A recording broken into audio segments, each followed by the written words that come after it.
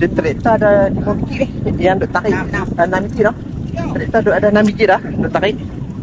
Kalau main lagi boleh tarik batu-batu je. Dia pun nak buat naik cepat-cepat mungkin boleh batu boleh repair apa dah. Sebab benda angkut ni orang pakai nak tanam habis dah. Pakai nak tanam habis dah.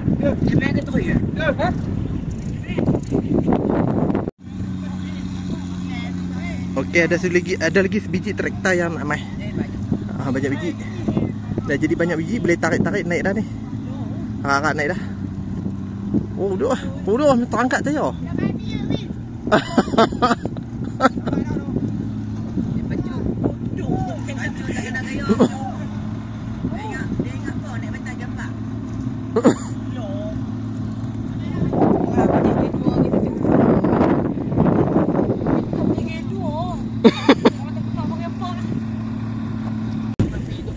Traktor dah ada 7 biji dah. Kakak boleh naik. Dia traktor ada belah ni ada 4 biji, belah ni ada 3 biji. Dia ada 7 biji ni. Boleh dia tarik seorang sebelah ke noh, tarik seorang sebelah tarik ke noh. Oh, tarik seorang sebelah tarik. Sebelah tarik 3 biji, sebelah lagi tarik 4 biji. Dia jadi 7 biji semua. Boleh naik kot. Insya-Allah boleh naik hari ni. Tak apa dah, depa pun lekat banyak hari dah ni. Dekat bulan lebih dah. Kan sebab petak-petak ni dia ada yang tanam dah. Belah-belah tu ada yang tanam dah padi. Mungkin tuan bedah ni pun nak tanam padi dah. Mungkin orang boleh buat naik dah tu. Naik lah kan ni. Sebab dia pun tak pesah buat naik juga.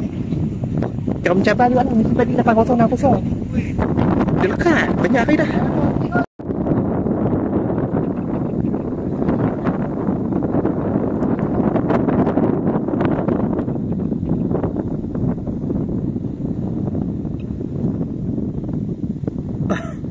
Tak nampak lah silau. Nak kena pergi dekat air lah. Okey, nampak. Okey, nanti. Oh. Cantik.